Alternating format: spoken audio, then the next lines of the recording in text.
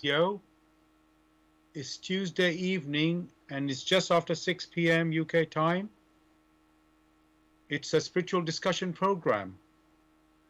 I'm Saab in southeast London, and with me is Gregory. Gregory, you are there? Hello. Welcome, Gregory. Here, the weather, well, the sun has set now. It's been quite mild. Well, it's cold, but it's mild.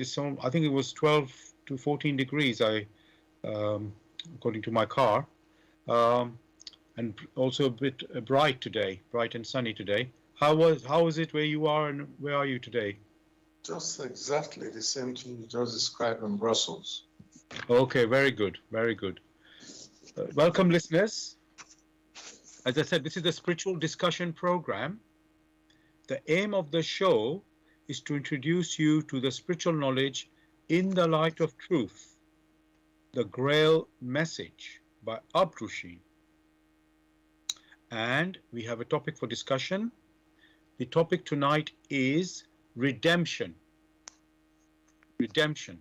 You are welcome to join us with any questions or comments. You can contact us on our UK number, which is 079 39 641 958. You can call, text, or use WhatsApp. And if you're outside of UK, it is 0044 79 39 641 958. Again, you can call, text, or use WhatsApp. I'm going to begin with what is the Grail message? The Grail message in the light of truth by Abdushin is a spiritual knowledge of life.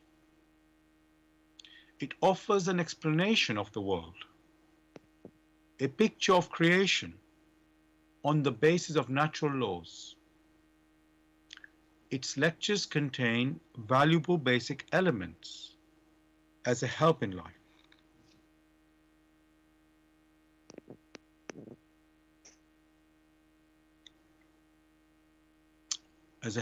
For through the knowledge mediated, the reader is again brought closer to life and led back to God. The Grail message deals with important fundamental questions of life by explaining in a clear and logical way the automatic working of the laws of nature, the whole weaving of creation, allowing every process to be recognized and thereby the purpose of our whole life. It is directed at the individual and speaks to the innate experiences of the human being, their strengths and weaknesses. Thus, every reader has the opportunity to discover through the intuitive perception if what is stated is the truth. Combining with matter-of-fact reasoning, a complete world picture arises, where there is no separation between the visible world and the great world beyond the five senses, nor any separation between scientific and religious striving for knowledge. I'd like to give you a couple of quotes from the author of the Grail message, Abdushin. The hearer and reader of my lectures should always work within himself, keenly probing and building bridges from one lecture to the other, as well as out into the great and small world happenings. Only then will he be able to understand the Grail message and find that it gradually shapes itself into one complete whole without leaving any gaps. Again and again, in all the happenings, the reader will come back to the basic features. He can explain everything without having to change even one single sentence. The word of the Grail message lives, so that it permits only those people who really carry the honest desire in their souls to find abundantly. All else is automatically rejected by it. For the arrogant and those who seek superficially, the message will remain the book with 7 seals. And I'd like to give you one more quote from the author. I wish to fill the gaps which have so far always remained unanswered in the souls of men, and which never leave any serious thinker in peace, if he earnestly seeks for the truth. Dear listeners, I just want to also wish you a happy new Chinese year of the Tiger, which is today. So those who are celebrating, Happy New Year to you.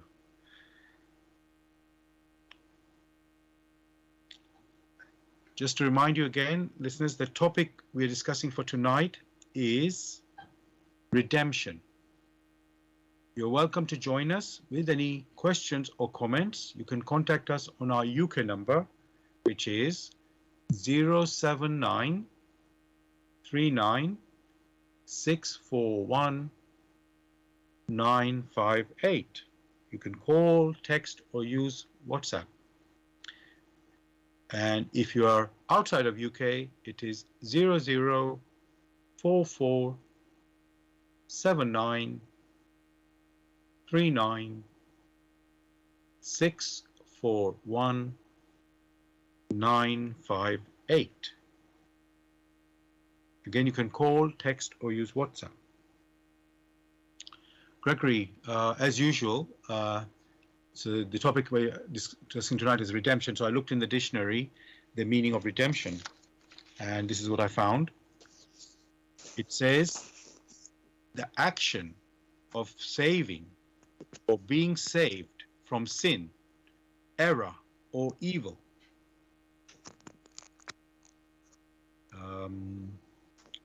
I'm going to just, So I'll just repeat that. The meaning of redemption, it says in the dictionary, the action of saving or being saved from sin, error, or evil. Gregory, would you like to say anything on that definition? Well, thanks. The dictionary definitions are what they claim to be: a description or a partial description of what the concept is. So, you said a partial description. So, just to clarify first, are you saying that this definition is incomplete? The action of being saved or being saved from sin, error, or evil? This is there. Like we kept stressing, the language is more of a metaphor. Unless you have, you strive to have an intuitive, comprehensive concept of it, then it is partial and it is incomplete. And therein lies the challenge. Right. Okay. So in this discussion, obviously, we want to get the bigger picture or the more complete picture, let's say. So that's our aim in our discussions to reach out there. So I'm going to look at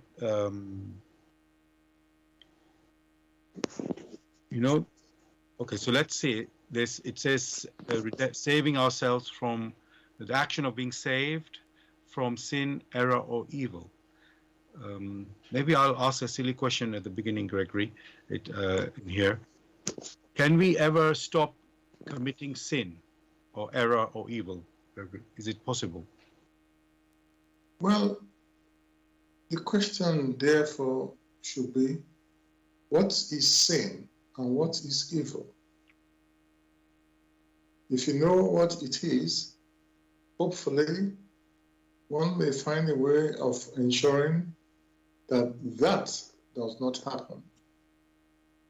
Right. Else the tendency is always to say, by engaging in any activity, that has become sin. So what would sin be, and what would you say is evil? Okay, so let's look at that. Yes, because the starting point has to be, we must set that straight. Otherwise, we're already on the wrong foundation, and we won't get very far when we have a wrong foundation. So let's start with that. So sin. What is sin? Like many will contemplate, one must know the domain, those who might be involved, the objects that might be involved when sin or evil is discussed. Of course, in this scenario, one is not referring to plants, one is not referring to animals, neither is one referring to children.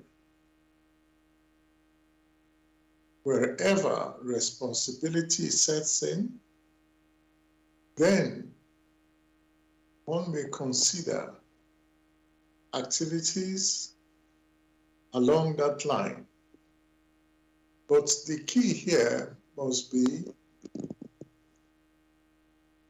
on what framework is one to consider that which is evil or that which is sinful? That framework must be, or must have been from the beginning of time, the basis upon which sin or evil may be contemplated at all. And it's only on the framework which had always been, which framework was, is, and will ever remain the same, immovable, immutable. But therein lies the justice. And this framework are basically the laws of nature, or on a universal scale, the laws of creation, through which all that exists came into existence and will continue to exist in accordance with these same laws. Therefore, any activity which does not resonate with these laws so as to bring benefit to the individual who has initiated the operation of this law, such an activity is not beneficial to the initiator or to the environment of the initiator. Such an activity may then be referred to as a sin. Thank you for this picture you've built there. So obviously there is a framework. Every activity is happening in a framework, and you've heard this in many radio shows in the past, that these activities should be beneficial, and something that is not beneficial, obviously you can see, is harmful, and therefore that harmful can be considered to be sin. So that all makes sense, and obviously already, Gregory, you mentioned who commits the sin. It can only be the human being, because animal, plants, and other things do not do that. It's only us who seem to go astray.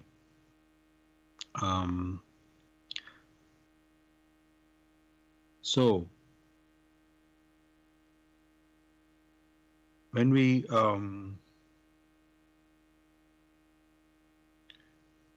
you've given already that this happens within a framework. So in a way, the first thing is to be aware of the framework, Gregory, to know that we are in this. I mean, the simple framework that we can say we are on this earth, and we are living a life here. Obviously, growing, and you could say working, and even you could say reproducing for our next generation. That's what most people are thinking, are considering these matters, but all of that is earthly. So I'm just trying to see, Gregory, is there any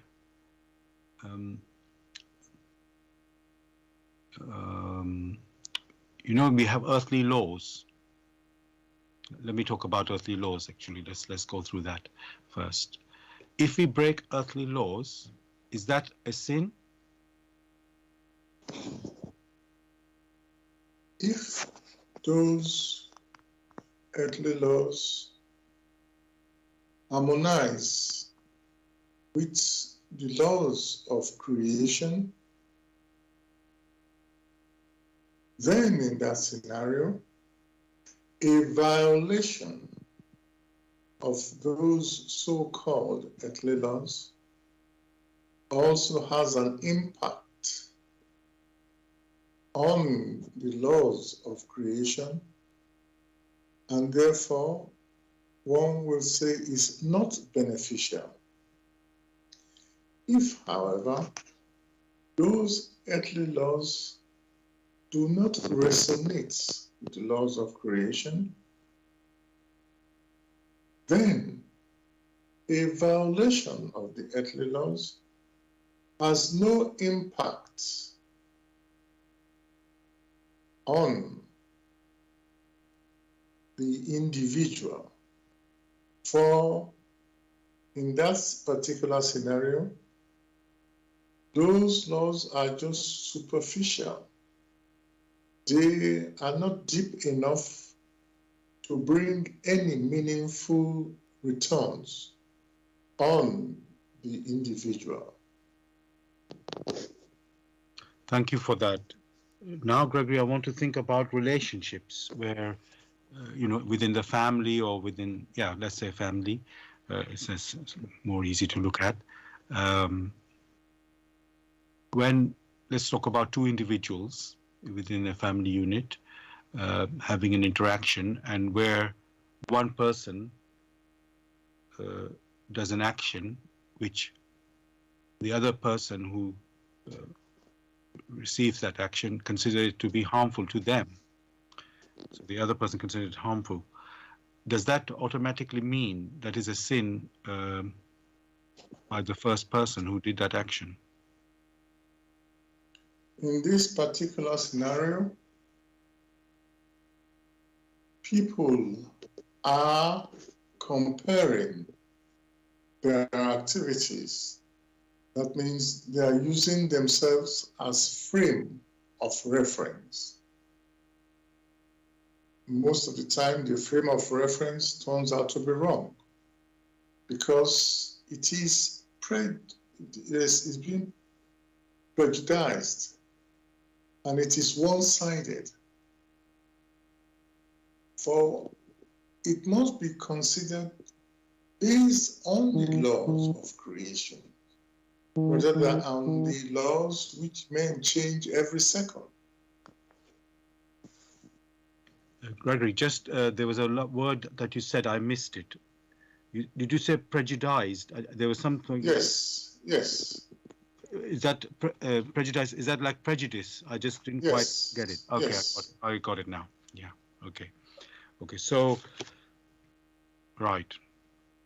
Because there are no two people the same, and in the same scenario, two people, let's say, do some harm. One person does, say, person A does a harm to person B in this scenario, I'm saying within a family as an example, and then in another, somewhere else, in another family, the same, another two people, A and let's say C and D, for the sake of clarity, also do, one C does something to A, the same thing, but then the way the person B, who's the victim in the first incident, and the person D who's the victim on the second incident, they may view it differently.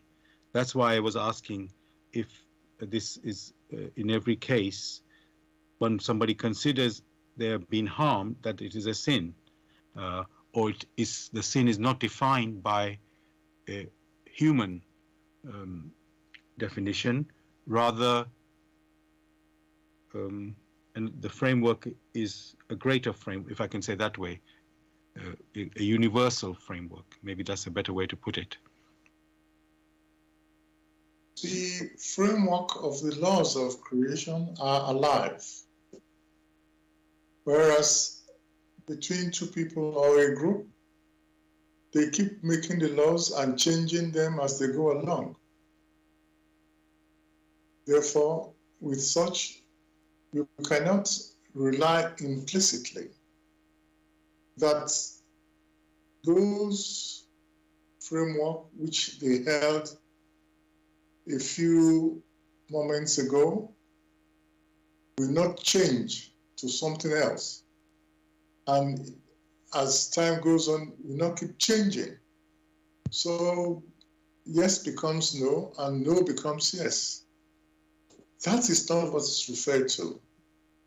What is referred to here are the laws of creation, which are independent of human opinions, of human thinking.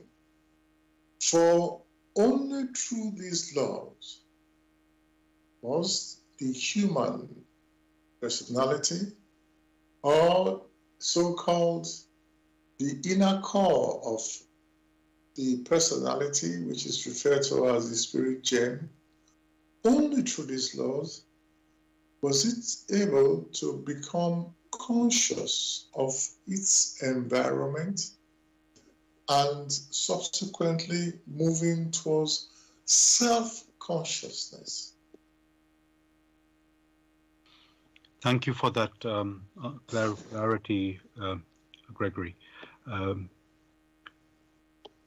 These laws, one, for a person to be aware that they have committed sin, they need to be aware of these laws, right? So, how do we recognize these laws, Gregory, or become aware of these laws? It is the simplest to understand, and many who claim ignorance are only hiding from the facts.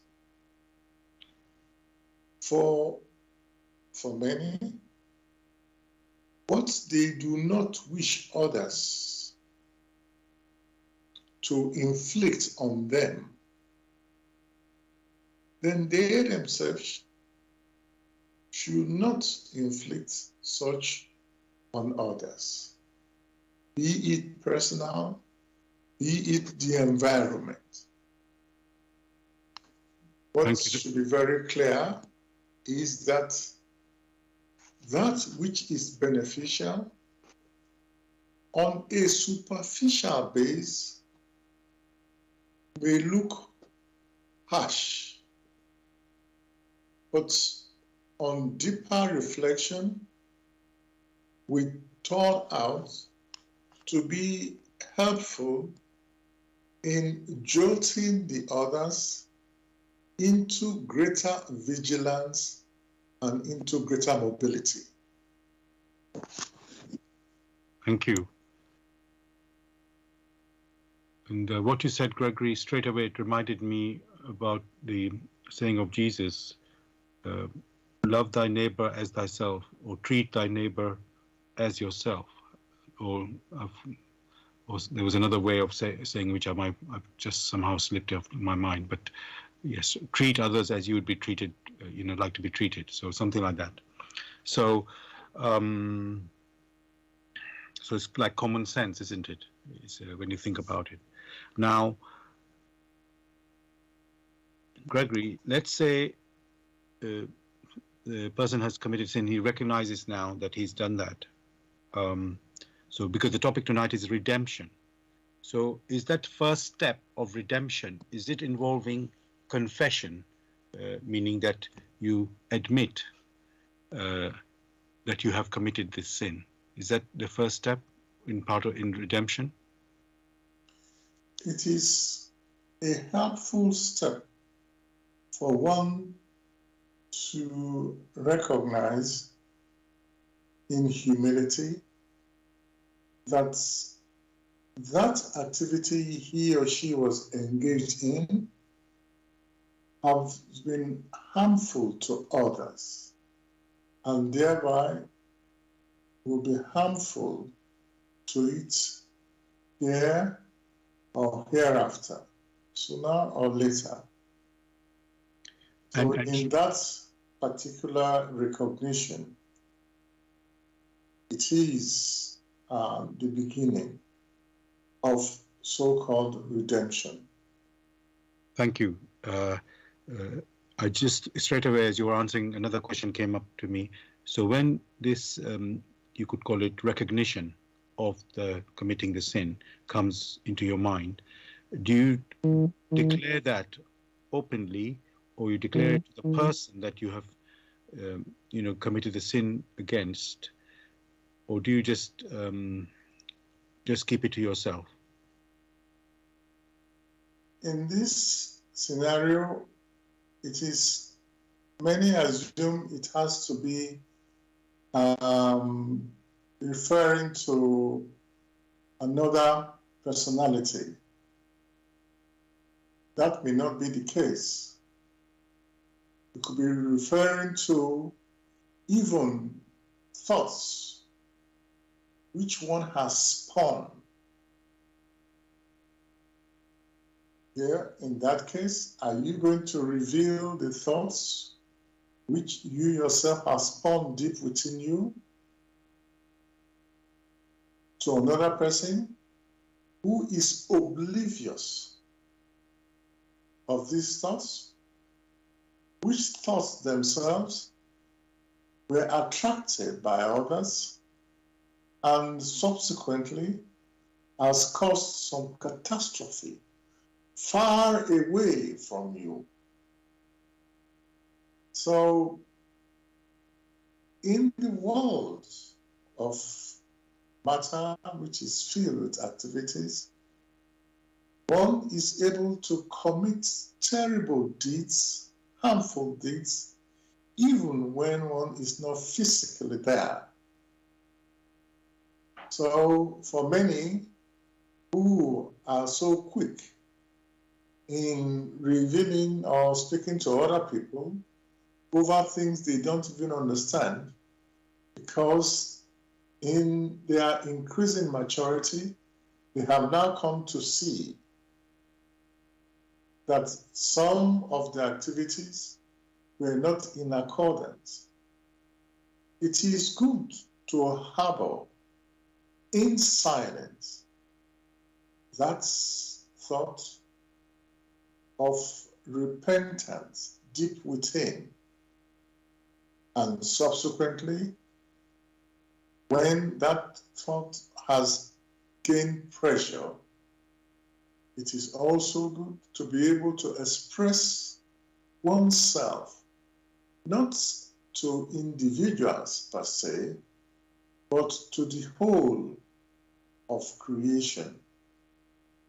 The whole of creation, which includes those personalities which might have been impacted harmfully.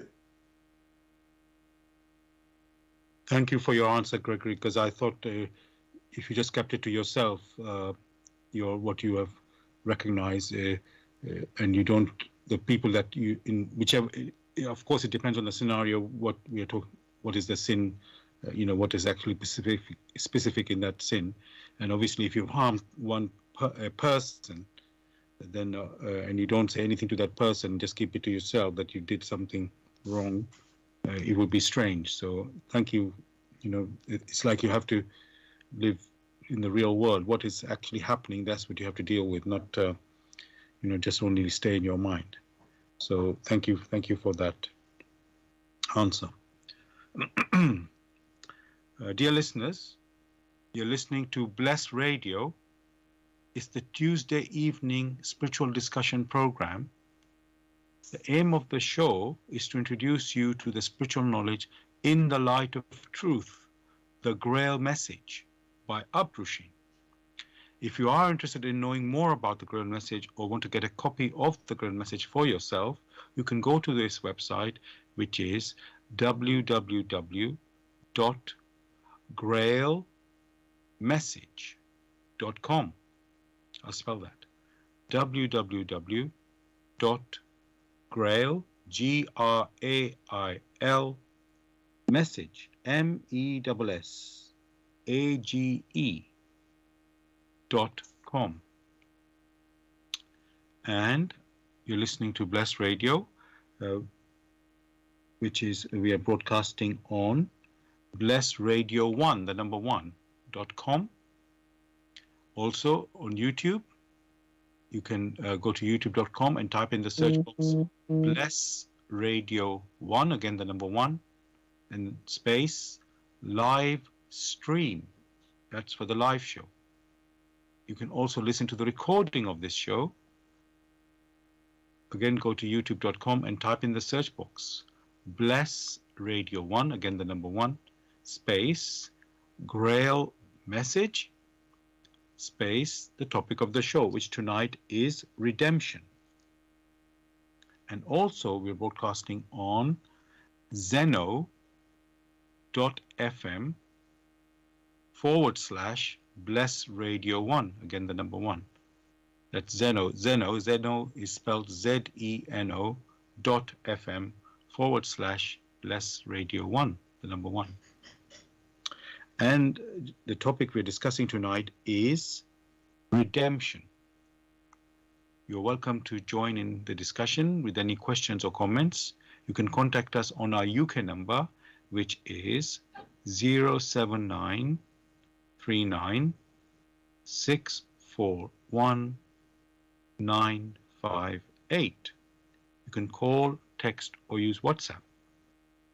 And if you're outside of UK, it is 0044 79 39 641 958. You can call, text, or use WhatsApp.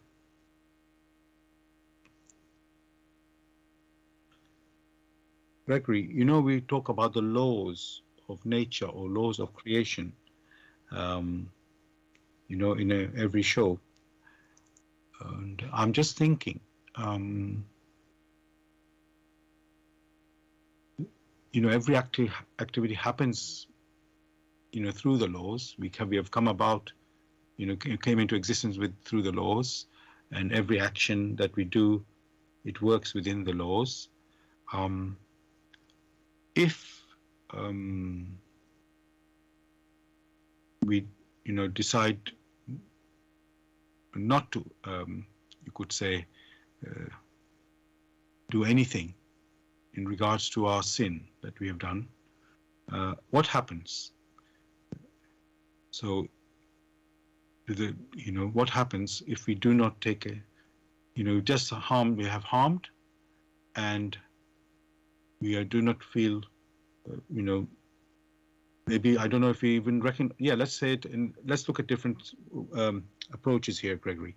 So let's say we harmed someone or did some harm, but we didn't even recognize that we've done any harm.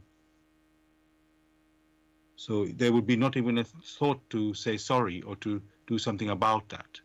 What would happen in that scenario? Particularly, one should be open to the challenges in creation, in nature, in our everyday living. For most of the time, through such activities, we spin threads, which threads have been thrust out through our activities. And these threads have precipitated somewhere and caused some injury, which, like you rightly said, we may not be aware of. These threads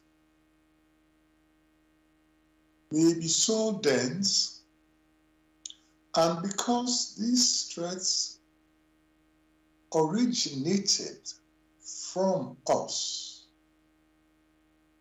and these threads are still being fed through feeder roots from our activities. These threads, therefore, are alive. Some of these threads are not visible to the physical eye, but the threads are there in the world of our thoughts, which resides in fine gross matter, or gross fine matter, or in the ethereal environment which also surround us, which environment we have constructed through our activities.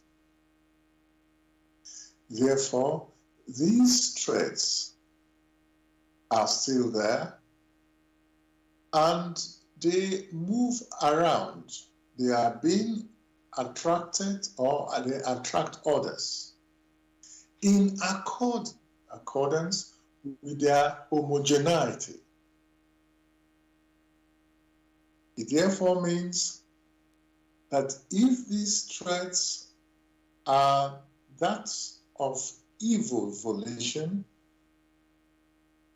sooner, here or hereafter, when those threads mature to such an extent that they can precipitate in gross material occurrence, we ourselves, being shareholders, will be impacted. Therefore, if along the line we ourselves had not done something to improve our state of recognition, those threads which have been knotted through our activities are still there, and therefore will have an impact on our well-being here or hereafter. But as soon as the human personality becomes more aware of the existence of these ignoble threads, the possibility is there for it to improve itself through vigorous activities as firm good volitions, which good volition is in accordance with the laws of creation, just as Christ said, to love your neighbor as yourself. If along that line one pursues one's activities, then the possibility is there that one does not feed these past threads which are dense. And as one continues to improve oneself, these knots which have been tied may be severed. Then the human personality feels lighter. Feels lighter because those heavy threads do not hold it down. It's able to feel freer in further experiencing. So that is only a brief explanation of the operation of these laws of creation with regard to the scenario you just painted. But many can go further to investigate for themselves in the work, in the light of truth, the Grail message, which message provides clarity on the whole of creation. Thank you for this explanation and picture you painted there, Gregory. Now I want to move to another scenario where, again, person A has committed a sin or harmed another person, person B, and this time they're aware or have a recognition. Person A has the recognition of that they have committed this sin. So, and we've already talked about the step number one, Gregory, is to come to well, I was saying calling it confession or being aware, basically, it was the first step of that. You've done that. Now, Gregory, if the person B, the victim, so say the person A says now sorry for this sin, what he has done or she has done to person B. If that person B declines that apology for that sin or harm, does that mean that person A cannot be redeemed now? These scenarios are alive and not as rigid as many consider. Words do not really explain or cannot paint the picture which sometimes others can paint. For even if words are used, the challenge would then be, what is the earnestness? Where did that come from?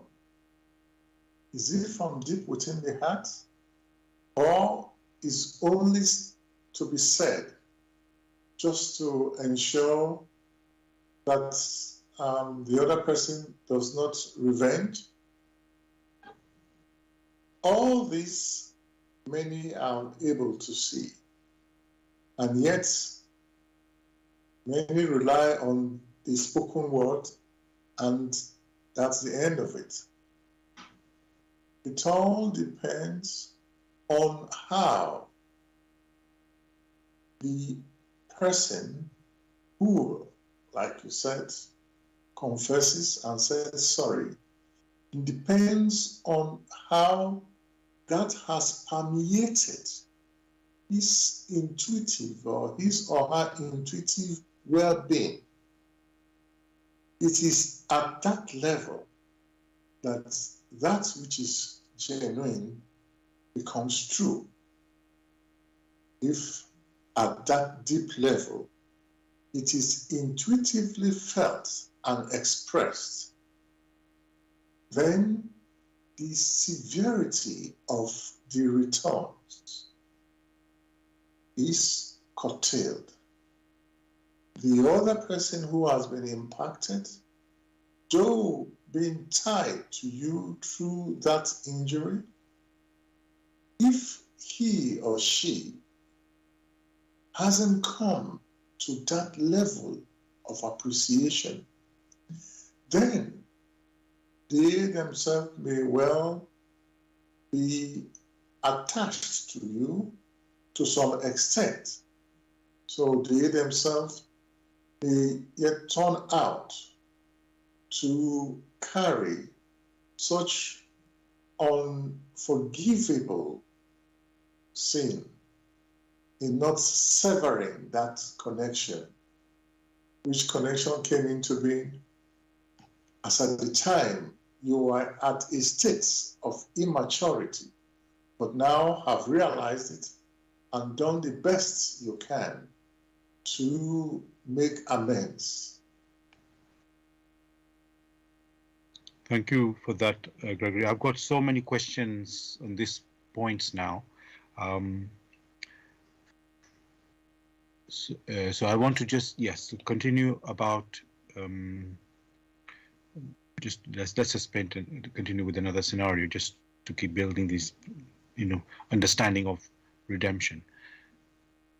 Gregory, but you said, of course, the sorry has to be, or the apology has to be genuine. Otherwise, obviously, that's not a real, apology. Now, what I want to know, Gregory, is sorry or making an apology enough, or should it be followed by some sort of compensation? Repair. You could call it repairing the damage in some way that has been done to the harm. So, is sorry enough? Sufficient to call it a redemption, or is there something more that has to be followed, let's say, by an action or some sort of compensation to complete the redemption? Redemption takes place in the spiritual, in which threads are severed.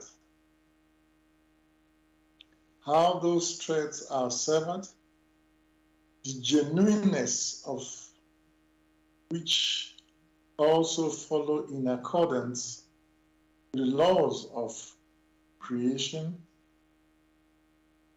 all those depend on the individuals that are involved. So when one hears of the word compensation, what could that really mean? For one who had been shot and is injured fatally and has passed on, what compensation would one be referring to? That is a tragic scenario.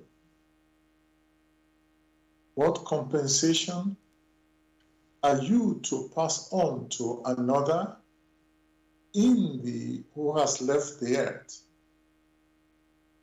These things have been made intellectual, and therefore, in that state of intellectuality, you find that there is no genuine redemption.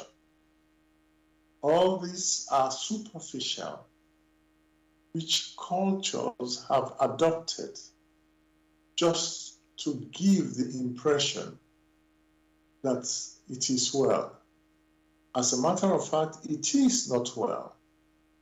For whatever is done which has no impact on the intuition is not genuine,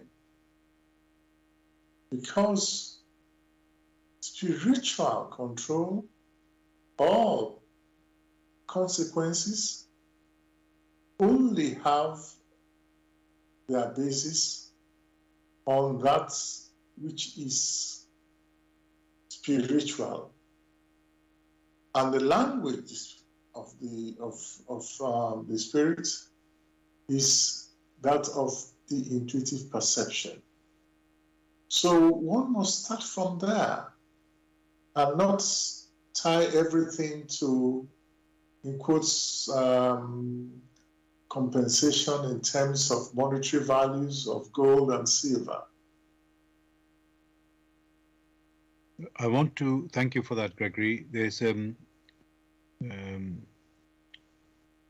I remember watching this film called Gandhi, which is of course about Mahatma Gandhi, and there was the Muslims were fighting the Hindus in India at that point, and one in this is happening all over the time, all over the in country of India at that time. As I say, Muslims were fighting the Hindus, and and there was like a revenge. When there was one attack, there was a revenge attack back. In quite a let's say, massive number of people involved in these attacks. So anyway, in one particular incident, Gregory, it was in the film Gandhi that I saw that. Basically, one Hindu had killed a Hindu man had killed a Muslim boy, a young child, and he went to, and at that point Gandhi was fasting till death, saying that until the violence stopped, he would not stop his fast to the death. And then this Hindu who had killed a Muslim boy came up to him and said, "Please do not die with your fast, because you are like, you haven't committed any sin. So I have killed somebody, and I'm the one who's guaranteed to go to hell now for killing somebody. So please, for this, don't do that." And and what Gandhi replied to this Hindu man, he said, because the Hindu man claimed he would be going to hell. So Gandhi told him, he said, "No, you can. What you should do now, you should bring up an orphan Muslim boy and bring him up as a Muslim, and that's how you could well, I don't think he's used the word redeem, but that's how you can save yourself from going to hell." In this, as I say, I can't remember the exact words and that were expressed, but that's how it was suggested that he could redeem his sin of killing a boy, out of hatred and so on. So this is so. I just want to ask you, Gregory, if that suggestion, I don't know whether I should use that word compensation in this case, but as a way to redeem, let's call it a way to redeem for this terrible murder, is that a way to redeem for that crime? Certainly, it is a path that some may tread, but real redemption lies in the intuition. When that is stressed, that it lies in the intuition, for only through one's intuition can one sort of have the inner clarity of the extent of what had happened and how it affects everyone. The idea of being so-called Muslim or Hindu or Christian or Jew, and using that sectarian basis to make judgment has been devastating on many human personalities. What many have forgotten is, like them, each personality is striving to come to recognition. And therefore, having decimated, having intentionally, out of annoyance, stopped or deadened or killed or removed that opportunity which was granted to a fellow human personality who, like yourself, is trying to improve itself. That particular activity creates within the human environment that is, within the immediate human environment, traits which hold it down. It means it is unable to rise higher towards its home, paradise. And it is only fair that he himself or herself need to tread a path which is also very arduous to make amends.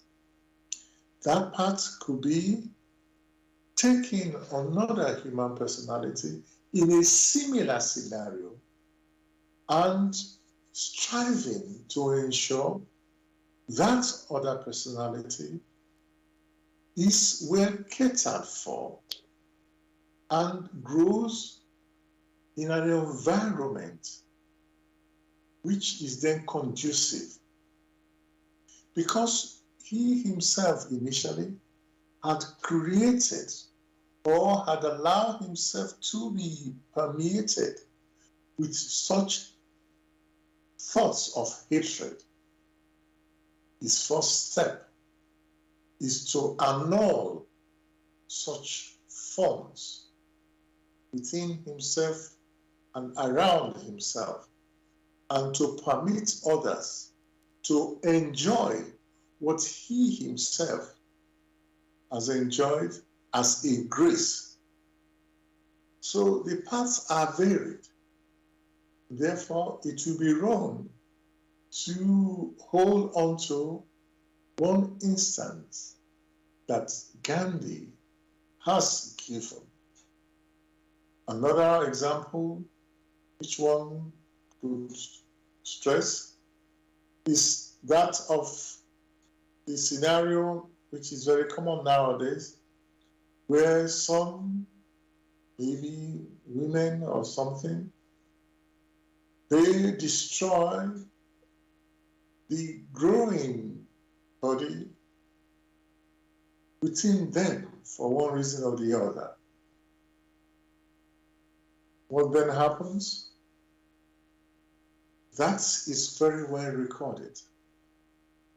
Unless along the line they come to the recognition of that error and in striving vigorously ensure that their thoughts are permeated with purity and concern for those who might belong to such scenarios, and send them good thoughts. It may well be that their current state will tie them down. So the example one is given, it doesn't have to be the way people have been thinking about it. Some of these things do not have to be visible. Even in our thoughts, we can harbor such terrible deformities which have an impact on someone who is not so strong. And in that scenario, that person commits some terrible atrocities. But we ourselves have contributed to it. For we are like stakeholders. And in stakeholding, the returns come back to you to taste, to enjoy of your investment.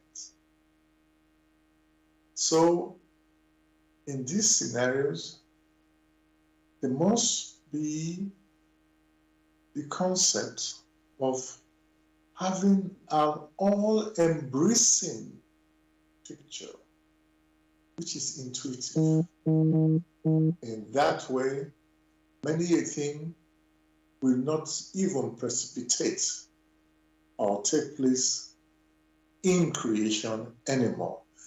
That is real redemption, rather than shallow, superficial discussion by those who think, oh, because a parent has been dictated by the state or by the church or by the mosque or whatever, or by fellow human beings, that which they themselves have sown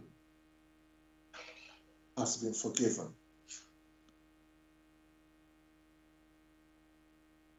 Thank you, Gregory, for that answer. Dear listeners, you're listening to Bless Radio. It's the Tuesday evening spiritual discussion program from 6 p.m. to 8 p.m. UK time.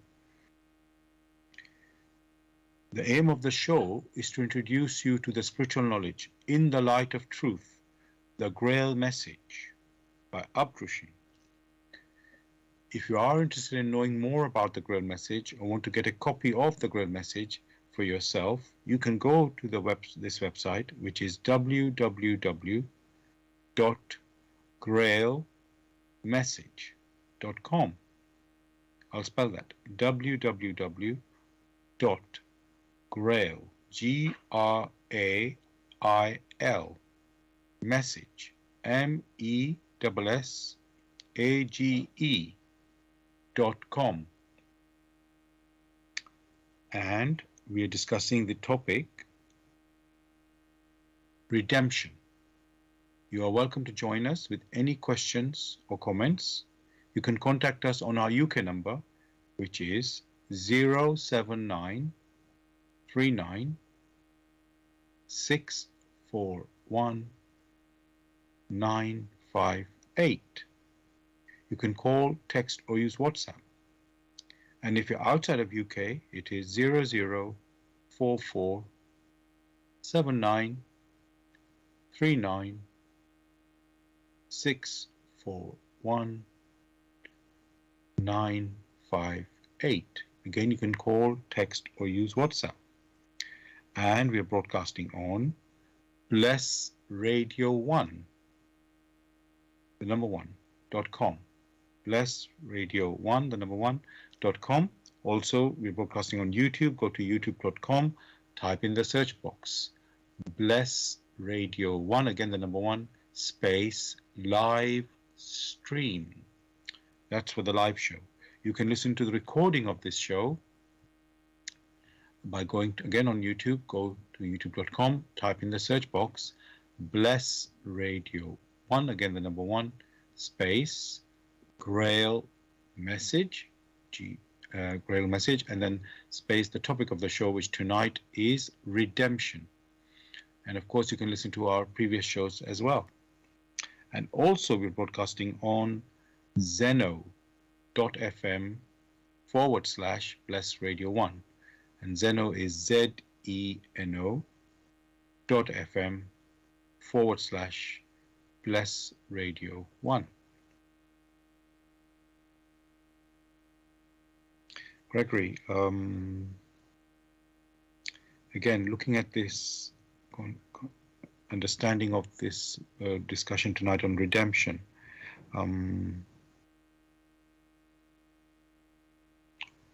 if somebody commits the same sin or has, let's say, continuously, and he's asked for forgiveness already once, and he keeps asking forgiveness each time after the, let's say he's done it already 5 times. I don't know, I'm not even talking about the depth of this sin, whatever it happens to be. I'm not going to go there. Let's say something, this person does it quite commonly. Let's not go to something very deep, let's say very heavy sin, but just some sin, and whatever that happens to be.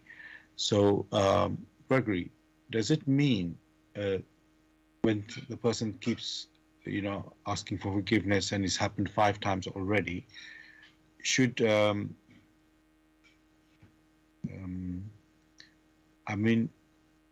what I'm asking here, Gregory, can that person really be, worthy of any redemption?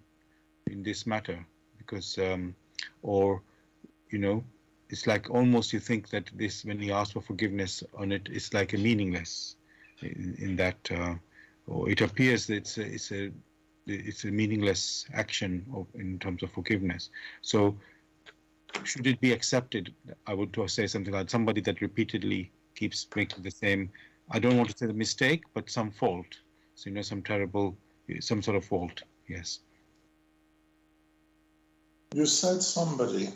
It is good to reframe this to bring it home.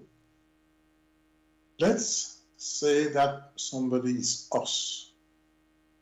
Therefore, if I had done something in the past and I had said sorry, and I find again I've done it again on several occasions, the question there be, am I worthy to be forgiven? That becomes personal. That answer should be personal. However, in accordance with the laws of creation, it is not the world itself, but the intuition which have been attached to it. Only through the intuition attached to it can one find out whether that individual is making progress or not making progress. But the challenge here is not to think of the other person, but to think of yourself. Am I worthy to be forgiven after all I have done?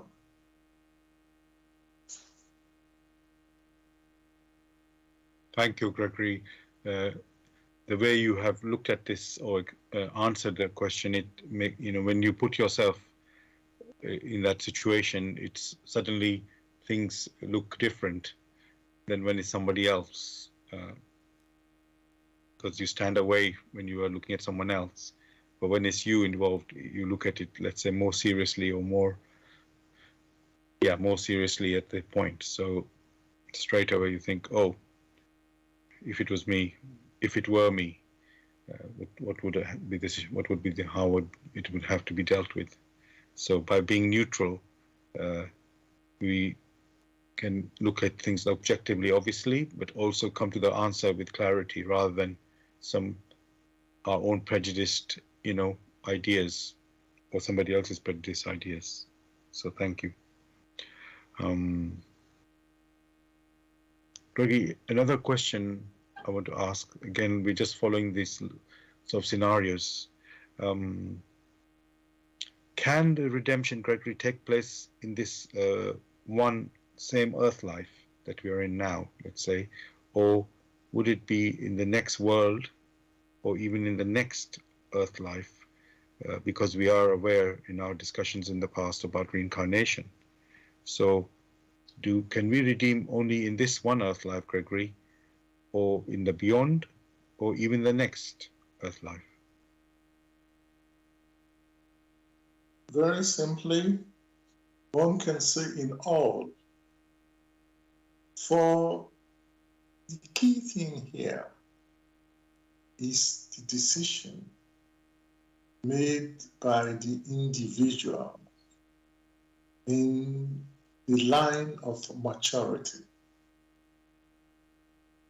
If many an activity had been sown which may appear in this earth life or in the beyond, or when the person is granted the opportunity again to reincarnate here on earth, the key determinant is the striving for recognition, for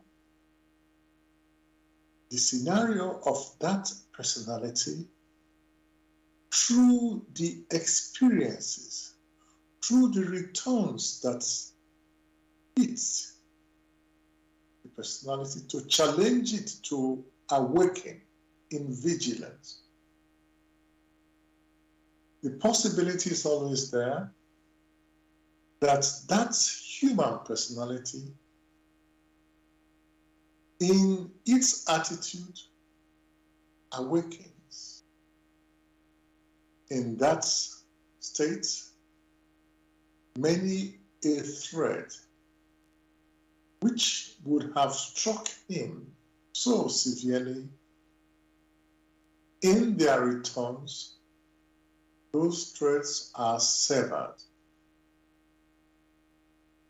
In that case, those threads, having been severed in accordance with gravitation, that personality rises higher. And as it keeps rising higher and higher, it must have in its activities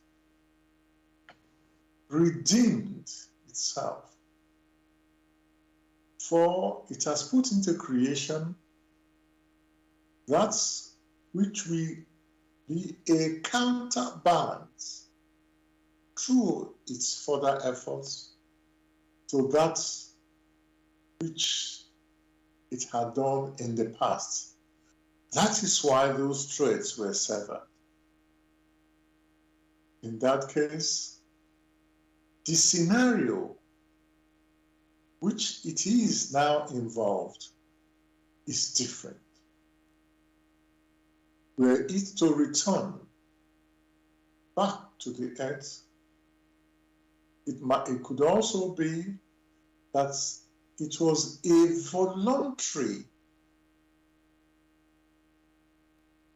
decision it made to be able to help others whom, like him, were not fully aware of the types of seeds they had sown.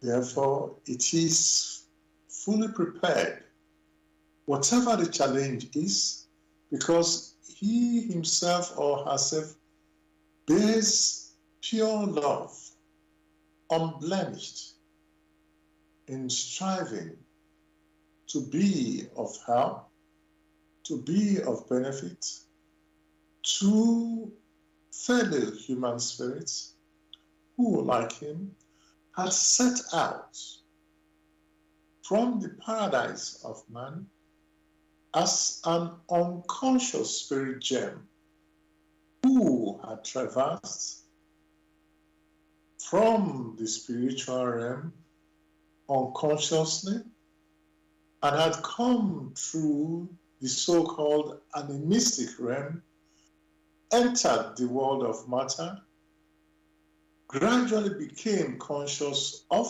the surroundings, of the beauty, and in further experiencing is becoming self-conscious, that is taking the form of man as we know it, taking that ideal form which swings in love and also swings in the will. Such a form swings in the light and also in the truth.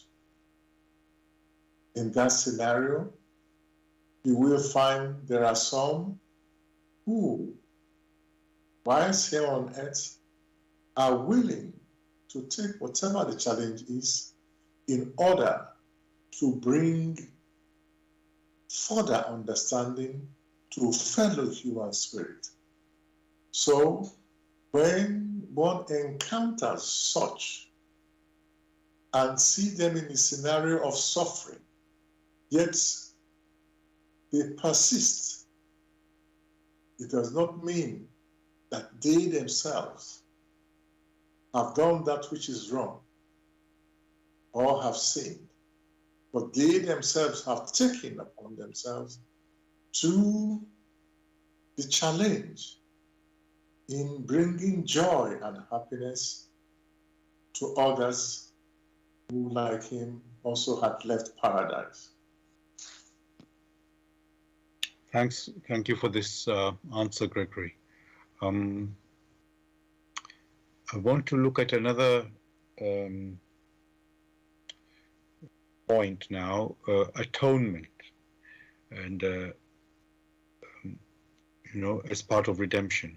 So, atonement, Gregory, in the dictionary, it says the action of making amends for a wrong or injury. So I'll just say that again. The meaning of atonement, the action of making amends for a wrong or injury. Now, so Gregory, that definition, it's not about the definition so much. If we take that to be atonement, part of meaning of atonement, is that that is redemption, isn't it, Gregory? That's part of the work of redemption to make atonement. Am I right? Of course it is. Yes. So okay. And we said earlier about confessing or admitting to the wrong you have done, and then the next step after that, admitting, and then let's say saying sorry, apologizing, and then the next step would be atonement, to make amends. So that would be, Gregory, to live, obviously being conscious of what you have done and doing your best not to repeat the same mistake again. You could say learning from your mistakes. You could say it that way. Is that would you consider that as part of the atonement or redemption? Like has been said in the past, all these are within the context of the laws of creation. Definitions don't count, but activities. The key here is how.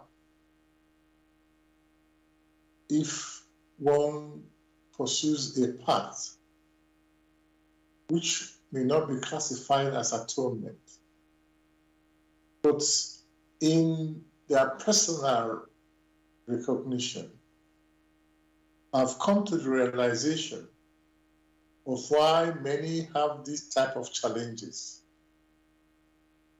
and haven't had similar challenges, now decide to show others how to go about it such that they will not fall. Many may call that atonement. So in that scenario, it is accepted. But man should not haggle with the words, but the meaning, the activity, how the human personality goes about to ensure that that which is done is of benefit, not only to itself, but also to its neighbors. By neighbors, one is referring to fellow human spirits, and there are others in the environment which one is not yet conscious of. So it is how one goes about this that counts. Thank you for that, Gregory. Now, I know we don't like to go into politics on our show, but there's something currently happening in the UK which is sort of relevant for our discussion here. So I just summarize what is the big, you could say, news headlines in UK at the moment, which is that our Prime Minister Boris Johnson has, let's say, been found out, or let's say it appears that he's involved in some activity which is against what he himself has been asking the public to do during this pandemic, follow some lockdown rules, and he was himself, or let's say people around him in his own office, were breaking these rules. We don't have to say the exact who is the one who broke the rules, but anyway, Prime Minister is overall responsible for the activity that has happened, which is breaking these rules. So let's say there are two sides to it, Gregory. One side claims that he should go for breaking the rules. It's a dishonorable thing, and he's the head of it. That 10 Downing Street, he's head of it, so he should go. He resign. That's what some people are calling out. He himself thinks that he would like to learn from the mistakes or wrong things that have happened and set up a new system and work this, find a new way to resolve it, you can say, for the future, to stop that. So my question, Gregory, is so let's say, I know this is a bit trivial in terms of the matter of the world affairs. However, just for the sake of the understanding, what I would like to ask Gregory is, if somebody, especially somebody who is a high position and the overall responsible, how can, let's say, has to atone or redeem these wrong actions, is it a way by resigning that you can atone for it, or is it actually better that he deals with it and corrects these errors or whatever they are, and solves it that way? Because as I say, some people are calling for him to resign as somebody who's a leader and he should be a good example and he should just go. Others, he himself thinks, no, I want to correct this and I want to stay to do that. When Christ incarnated, he himself had to be born of a woman. He had to grow like any other child until he got to manhood. And he went through all the challenges that every other person will go through. When he was nailed to the cross, he himself had to pass on like any other person who was nailed to the cross. He did not say because he is from the higher realms that he is the love incarnate that has taken on form, that he himself will violate the rules. But he said he has come to fulfill the rules, fulfill the laws of nature through which all came into existence. That alone is the example of what it should be for all human institutions.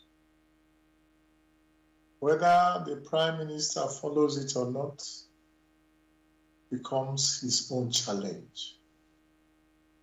For whatever we have sown, that we will have to reap here or hereafter. All else are human opinions. Thank you. I'm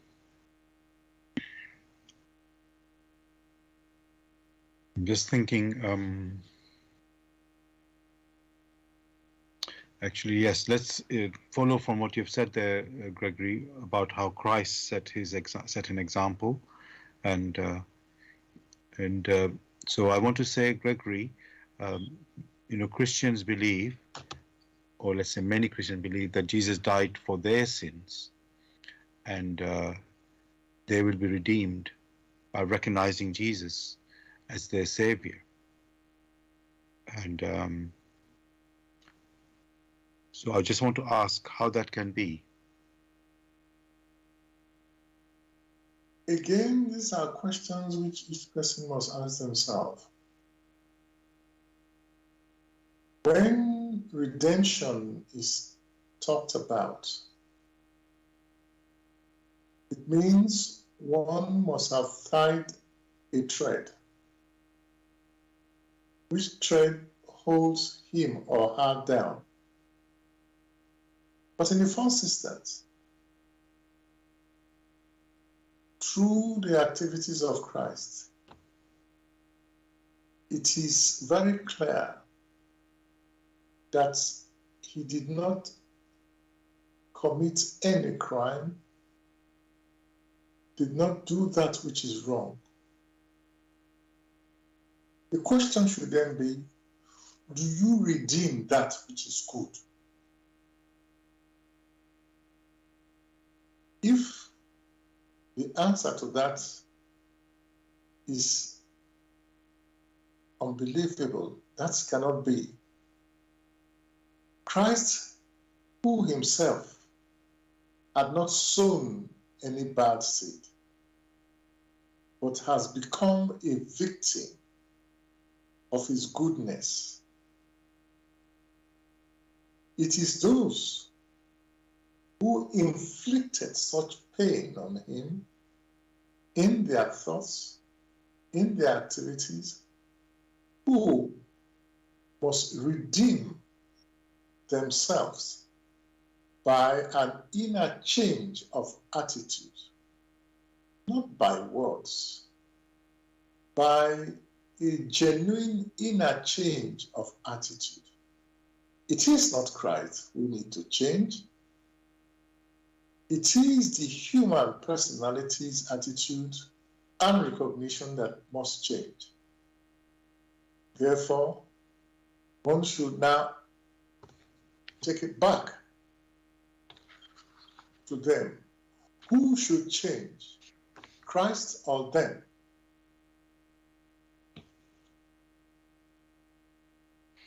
Thank you. Gregory, can one pray to be forgiven, or is it only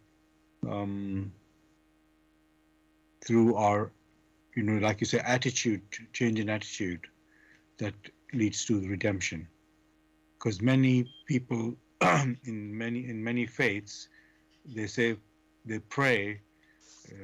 They're told to pray to ask for forgiveness and from the Almighty, and then if that is a genuine request for forgiveness, then they are forgiven. But what we have been saying up till now, Gregory, that something has to change within us that leads to forgiveness. So can prayer, Gregory, is prayer alone sufficient for redemption? Let me say that way. True prayer, through genuine prayer, the path of redemption is shown to you, and the power to pursue that path is also depending on the purity of your prayer, is granted to you in a like measure. When that power is used aright, then redemption is assured. If, however, the path is shown to you such that you have this inner change in attitude and you yourself do not have that inner change, when one, the path has been shown, two, the power is granted to you, then even through such, the personality becomes doubly guilty.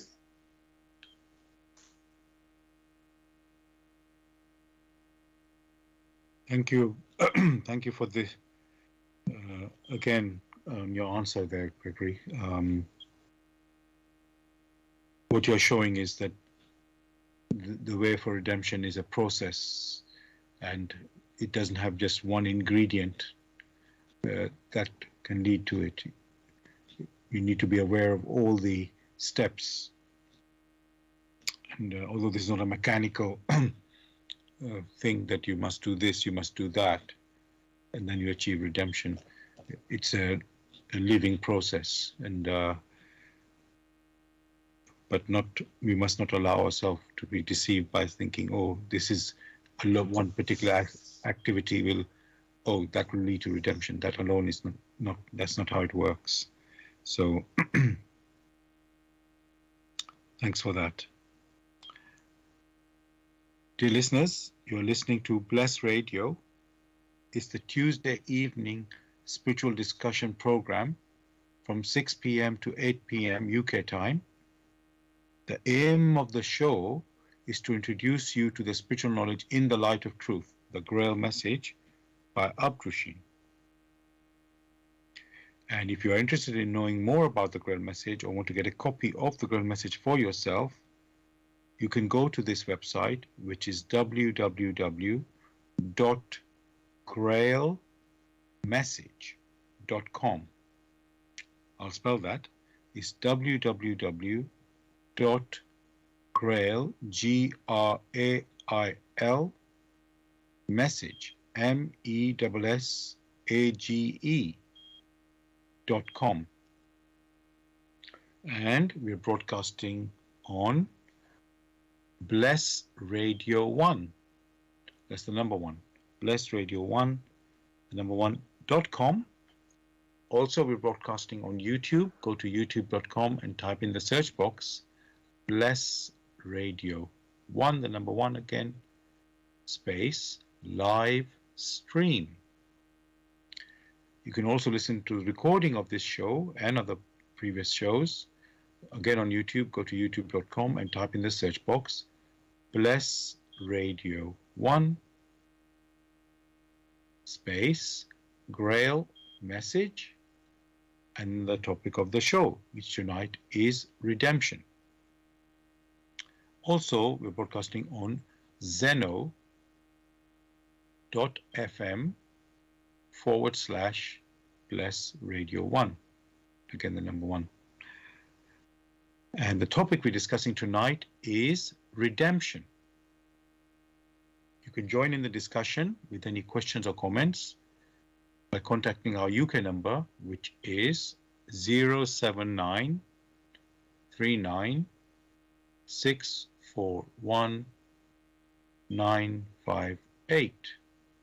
You can call, text, or use WhatsApp.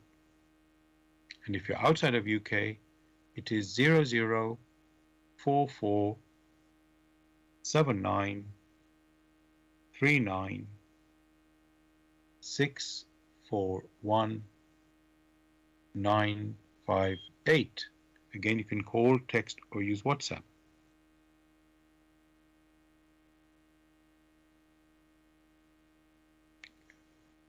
Gregory,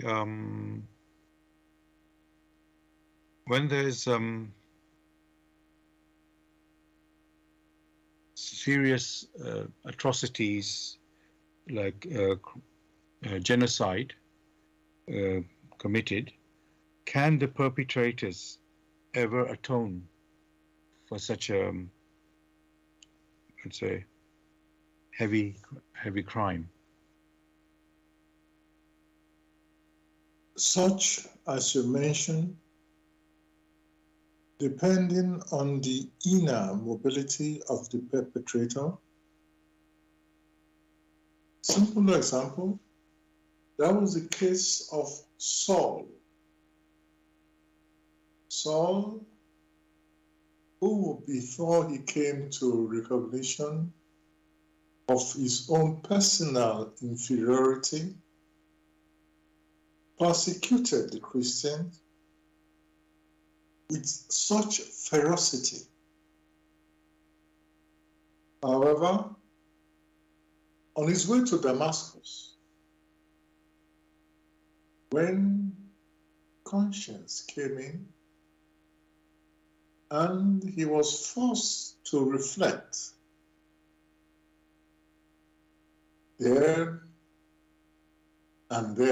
happened where he turned his ways. He came to recognition and changed his name from Saul to Paul.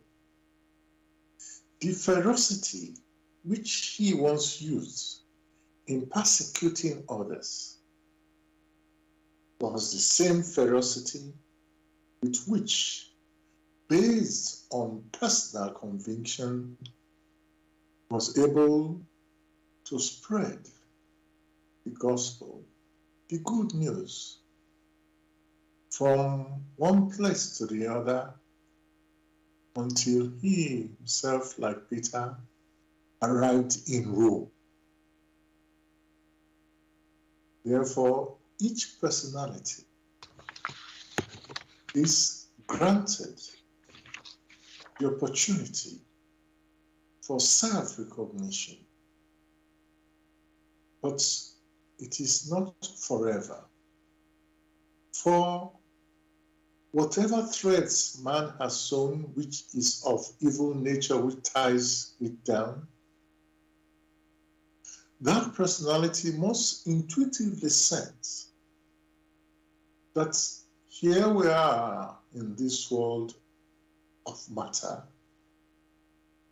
that there will come a time when matter, which has evolved from its initial stage and had come to this state, we need to disintegrate back to its primeval substance. And therefore, those who are still within the enclave of the world of matter will have to experience within themselves this process of disintegration. Therefore, for many, it is high time to sever oneself from these base thoughts, from these base activities, which is likely to hold the individual down. Actually, it is the individual who has changed himself or herself.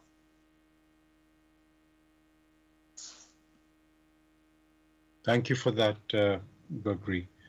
You know, the victims of, let's say, genocide or terrible crimes, if some of them who survive, let's say, if they are bitter and do not wish to forgive their perpetrator, because it's quite a, they're just not able, they feel incapable of doing that because I think it's a terrible crime that has happened. Can they be, I'm talking now about the victim now, Gregory, who do not wish to forgive. What happens to them in terms of their own healing? Can they get over the pain of the suffering that they have suffered and others that they have who also suffered with them? If they're not able to forgive the perpetrator or perpetrators, does it have an impact on the victim, such victims? If one continues to indulge in the experiences or the bad experiences one had gone through. It means you keep looking back. Now, if you keep looking back, what energy do you have left to look at the present and also make propositions for the future? It means, therefore, much of the resolve, much of the power that is available to man is then consumed by looking again and again in the past. Had that person be alive in the present, then he would have detected that here on earth there are people not of very good volition and should have been very vigilant. So such who spend their time in the past are unable to mature for the present or able to deal with the challenges of the future. Thank you for that answer, Gregory. Again, you know, in South Africa, they had a Truth and Reconciliation Commission. That was when they had apartheid. Before that, where you could say majority of the well, let's say call it a government run by white people at that time, was abusing the, you know, the black South Africans, you know, ruling over them and so on. And so when democracy came and the black South Africans, they were able to come back into the government and, you know, take some, would say, to run the country in the way they wanted. And but there were people who, you know, who had been victims of abuse, and abuse is probably not even really the word to use here, but terrible abuse maybe. I can't think of exactly the right word to use. And they felt they need justice for what happened to them. And revenge was not, you know, Nelson Mandela and his associates felt this revenge wasn't the way to go forward. We want peace. And so they set up this Truth and Reconciliation Commission where the perpetrators were allowed to declare their crimes in public, or at least to the victim that they had committed. And they didn't have to serve any sentence after they declared that. And that is supposed to have led to the, you could say, the closure for the victims, because they at least admitted their crime. I've actually can't remember if they had to say sorry as well. That I can't quite remember if they had to do that as well. But I guess the implication was that they would, that is understood, that they felt sorry when by admitting their wrongs, you could say. So my question there, Gregory, is would that be considered a redemption? I mean, that process, would that be considered redemption of the crimes that were done, you know? In this scenario, one will examine it very quickly and move forward to what is not a redemption. Those who suffered, who were victims, had to come face to face with those who perpetrated these atrocities. The inner states of preparedness, of, in quotes, the confession, if these are genuinely meant then the returns of what they themselves had put in place will be severely curtailed. That is for the perpetrators. For those who were victims, they also need to learn the lessons such that they themselves haven't gone through such an inhuman scenario, should let their inner core change to such an extent that they would never, ever do such to their neighbors. Whatever color, whatever creed their neighbor belongs to. The example which one was referring to is a world example in which after the so-called First World War, in which countries like Germany, the UK, France were involved. After the First World War, a country like Germany was then subjected to reparations, severe reparations, in which their economy collapsed. For much of what they produced had to go as war reparations. These are facts.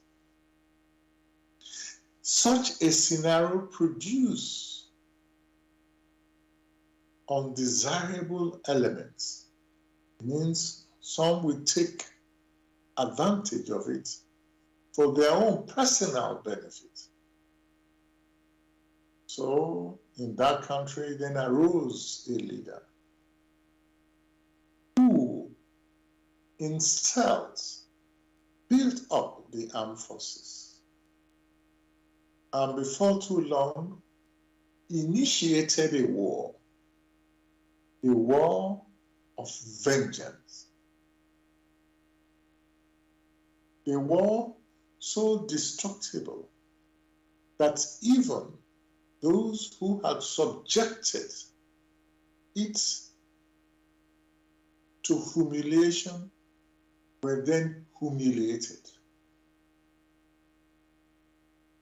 Others fought back, as was expected. Fair enough.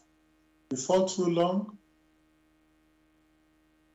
the warring parties, the Allies, were able to subdue the Germans. Fair enough. But what then happened? Those who fought with the Allies, who were subjected to humiliation in their own countries, now wanted to be independent, just as they had fought for the Allies, who were humiliated by the Germans. What was the result? Catastrophic. What does that tell the human personality? That those who fought for their freedom now are engaged in the suppression of the freedom of others. Which means that they themselves who were victorious had not learned intuitively the lessons of such catastrophes. And such still abounds today. So, with truth and reconciliation, it has to be intuitively sensed in all its dimension such that all parties in their further activities will ensure that what they would never wish, would never want their neighbors to do to them, they would not dare to do it to their neighbors. And they should know, like it is said, if they were to follow such a path, only in the sweat of their brows were they able to eat their bread, which only means that only through such terrible struggle, because their neighbors will fall into such a state that they become a danger to their own freedom. So each party must reflect very deeply. Redemption does not just mean to say, I'm sorry. All parties must become vigilant. It must be one for all and all for one. Only in such a state can there be peace and harmony amongst men. Else, it is not peace and it is not harmony. Thank you. Thank you for that answer and picture, Gregory. I'm wondering, Gregory, can one really know that one is on the right road of redemption? Or it's almost like saying, can you know that you have redeemed yourself? Of course. You yourself can sense when you're on the right road to redemption, depending how you respond to challenges which accost you along your everyday life. It is how you respond that should be the measure of your personal recognition on how you stand.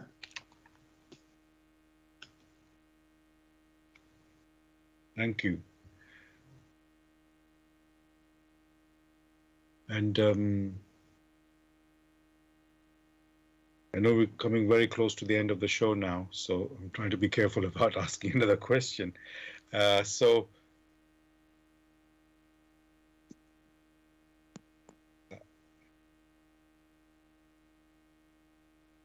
Gregory,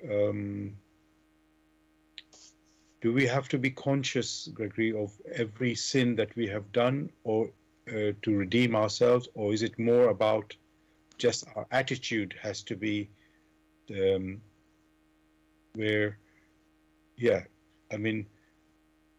because Gregory, everything we have done wrong, we know we'll have to redeem, right?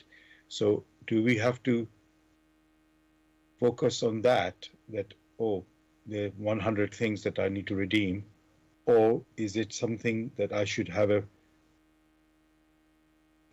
attitude where, I just can say that this way I know I can come out of my sin? In the walk in the light of truth, there is the proposition to keep the heart of your thoughts pure. And by so doing, you bring peace and happiness. The heart of your thoughts is one's intuition. In the refinement of one's intuition, in the efforts to investigate further, to have a clearer picture, in that particular scenario, The personality draws strength, which strength comes from the power which exerts the pressure, and the personality improves in those talents which are granted it, like it said in the Bible. It is the refinement of the human spirit intuitively that brings about the redemption. So in keeping the hearts of your thoughts pure, which is part of vigilance, is an ongoing process. Means all that you do, you keep striving to ensure it's not only for your own benefit, but for the benefit of all. In such a state, how can one continue to do that which is wrong? For you are vigilant in your thoughts, and you strive for the best, not only for yourself, but also for others. That means it is one for all in your striving, and others who see or perceive what you're doing intuitively are drawn to you in order to support and complement your activities. Thank you for that answer, Gregory. Dear listeners, we've come to the end of our show tonight, and I just want to end with, you could say, the first page of the Grail message, In the Light of Truth, by Abrushin. And it starts with, free yourself from all darkness. He who makes no effort to grasp the word of the Lord aright burdens himself with guilt. So, dear listeners, that's the beginning of the Grail message, In the Light of Truth, by Abrushin. And if you wish to know more about the Grail message, or want to get a copy of the Grail message for yourself, you can go to this website, which is www.grailmessage.com. I'll spell that, www.grail, Grail, message, MESSAGE.com. Gregory, would you like to say anything to the listeners to say goodbye? Wishing everyone a beautiful week and a beautiful month. Thank you. And dear listeners, thank you for joining us tonight for the discussion on the topic of redemption. Hope you enjoyed the show, and we'll be back as usual next Tuesday, 6 p.m. to 8 p.m. UK time, with another topic. And yes, I wish you a great week. God bless. Take care, everyone. Good night.